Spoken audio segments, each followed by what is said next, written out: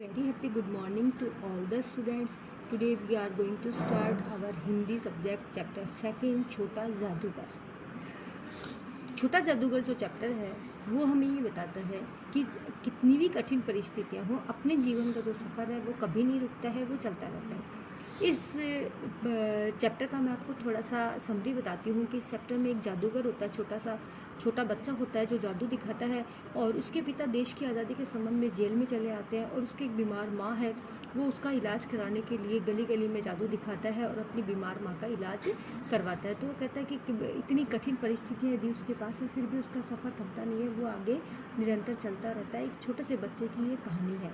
तो so let's start. Carnival के मैदान में बिजली जगमगा रही थी। हंसी और विनोद का कलनाद गूंज रहा था।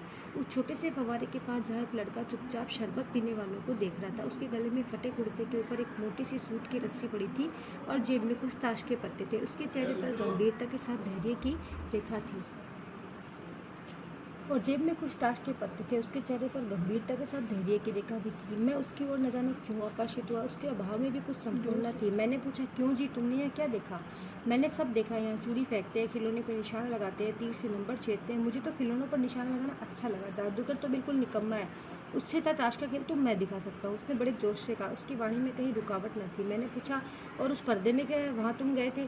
नहीं, मैं नहीं जा सका, टिकट लगता है। मैंने कहा, तो चलो मैं तुमको वहाँ ले चलूँ। मैंने मन ही मन कहा, भाई आज के तुम ही मित्र रहे। उसने कहा, वहाँ जाकर क्या कीजिएगा? चलिए निशाना लगा जाए। मैंने उससे सहमत होकर तो पहले चले शरबत पी लिया जाए। उसने हाँ में सिर हिला दिया। मनुष्य की भीड़ से चाड़े की संध्या भी वहाँ गर्म, और हम दोनों शरबत पीकर निशाना लगाने के लिए चले। रहा मैं उससे पूछा, तुम्हारे घर और कौन कौन है? माँ और बाबूजी। उन्होंने तुम्हें यहाँ आने के लिए मना नहीं किया? बाबूजी जेल में है। क्यों? देश के लिए, वह गर्व से बोला। और तुम्हारी माँ वह बीमार है और तुम तमाशा देख रहे हो? उसके मुंह पर तिरस्कार की हंसी फूट पड़ी। उसने कहा, तमाशा देखने नहीं, दिखाने निकला हूँ। कुछ पैसे ले जाऊँगा तो माँ को पत्थे दूंगा। पत्थे मतलब दवा देगा वो। मुझे शरबत न पिलाकर आपने मेरा खेल देखकर मुझे कुछ पैसे दिए होते तो मुझे तसल्ली होती। मैं आश्चर्य से उस 13-14 वर्ष के लड़के को देखने लगा। हाँ, मैं सच कहता हूँ बाबूजी, माँ जी बीमार है इसलिए मैं नहीं गया। कहाँ? जेल में।